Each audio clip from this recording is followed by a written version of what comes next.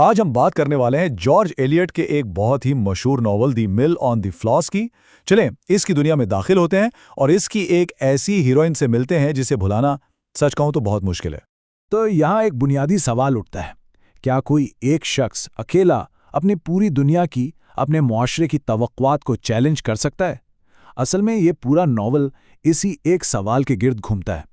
ये एक ऐसी कहानी है जो एक फ़र्द की मुआशरे से टक्कर को दिखाती है और यही वजह है कि ये हमें फ़ौरन अपनी गिरफ्त में ले लेती है। अच्छा, सबसे दिलचस्प बात तो ये है कि जॉर्ज एलियट असल में एक मर्द नहीं बल्कि एक खातून थी, मेरी एन एवंस। तो फिर सवाल ये पैदा होता है कि उन्होंने एक मर्दाना नाम क्यों चुना? वजह बहुत सीधी सी है। वो विक्टोरियन दौर था जहां खवातीन के लिए लिखना और ख़ास तौर पर संजीदा मौज़ूआत पर लिखना तकरीबन नामुमकिन समझा जाता था। मर्द का नाम इस्तेमाल करके ही उन्हें वो संजीदगी मिल सकती थी जिसकी वो हकदार थी, और यही कश्मकश, यही जिद्दोजहद हमें उनके नॉवलों में भी बार बार नजर आती है। तो चलें मिलते हैं इस कहानी की हीरोइन मैगी टिलिवर से।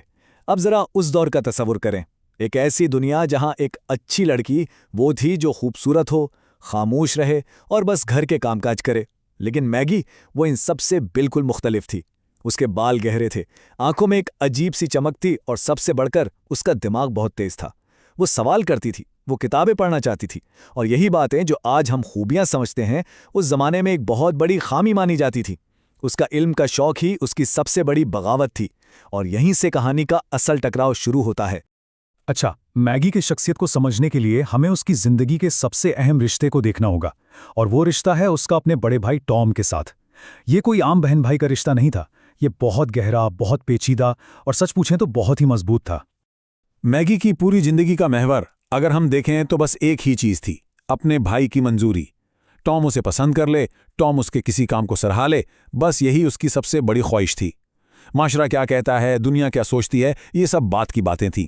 असल चीज़ टॉम की नज़र में काबिल कबूल होना था, और यही ख्वाहिश उसके हर फैसले पर असरअंदाज होती है। लेकिन मसला ये था कि इन दोनों बहन भाई की शख्सियतों में ज़मीन आसमान का फ़र्क था। टॉम बहुत ही अमली, उसूलों का पक्का और सीधी बात करने वाला लड़का था। दूसरी तरफ मैगी थी जो जज्बाती थी, ख्वाबों और किताबों की दुनिया में रहती थी। और यही फ़र्क इनके दरमियान गहरी मोहब्बत की वजह भी था और इनकी ज़िंदगी की सबसे बड़ी गलतफहमियों और झगड़ों की जड़ भी। तो अब कहानी में दो ऐसे किरदार दाखिल होते हैं जो मैगी की जिंदगी के दो अलग अलग रास्तों की तरह हैं। ये किरदार उसके दिल और दिमाग के दरमियान की कश्मकश को और भी वाज़े कर देते हैं। तो एक तरफ है फिलिप विकम, हसास, ज़हीन, फनकाराना तबीयत का मालिक, लेकिन ठहरिए, वो उनके खानदान के सबसे बड़े दुश्मन का बेटा है। मैगी का उससे ताल्लुक एक जहनी और रूहानी ताल्लुक है, मगर ममनुआ है। और दूसरी तरफ है स्टीफन गेस्ट, खूबसूरत, अमीर, हर लिहाज से एक परफेक्ट मैच, लेकिन वो इसकी कजिन का मंगेतर है। उसकी तरफ कशिश एक तूफानी जज्बा है जो अगर बेकाबू हो जाए तो सब कुछ तबाह कर सकता है। तो ये है दिल और दिमाग की जंग। और फिर वो वक्त आता है जब टुलीवर ख़ानदान का जवाल शुरू होता है। एक ऐसा जवाल जो सिर्फ माली नहीं बल्कि मुआशरती भी था। ये सब एक डोमिनो इफेक्ट की तरह होता है। सबसे पहले मैगी के वालिद एक मुकदमा हार जाते हैं, और वो भी किससे? फिलिप विकम के वालिद से। इसके बाद पूरा खानदान दिवालिया हो जाता है और उन्हें अपनी सबसे प्यारी चीज़, वो मिल, वो चक्की छोड़नी पड़ती है। ये सिर्फ एक घर या कारोबार का जाना नहीं था, ये उनकी इज्जत, उनकी शनाख्त का खात्मा था। इसी दौरान टॉम अपने मरते हुए बाप से कसम खाता है कि वो ये मिल वापस लेकर रहेगा। और फिर सबसे बड़ा धचका, मैगी से एक ऐसी गलती हो जाती है जिससे मुआशरे में उसकी साख मुकम्मल तौर पर ख़त्म हो जाती है, और इस बार टॉम उसे हमेशा के लिए छोड़ देता है। और अब हम पहुंचते हैं इस नावल के सबसे ड्रामाई, सबसे तबाहकुन मोड़ पर, इसके क्लाइमैक्स पर। तसव्वुर कीजिए, दरियाए फिलास का पानी किनारों से बाहर आ गया है। एक खौफनाक सैलाब है जो पूरे कस्बे को अपनी लपेट में ले रहा है। हर तरफ चीखो पुकार है, अफरा तफरी है और मौत का साया मंडला रहा है। इस कयामत खेज मंजर में जब हर कोई अपनी जान बचाने की फिक्र में है, मैगी के दिमाग में सिर्फ एक ही सवाल है, टॉम कहाँ है? वही टॉम जिसने उसे धत्कार दिया था, जिसने उसे हर रिश्ता तोड़ दिया था। लेकिन मैगी की मोहब्बत वो इन सब चीज़ों से बहुत बुलंद थी। और फिर मैगी वो करती है जिसकी कोई तवक्को नहीं कर सकता। वो इस तूफानी पानी में एक छोटी सी कश्ती ढूंढती है और अकेले ही लहरों का मुकाबला करते हुए मिल की तरफ बढ़ती है।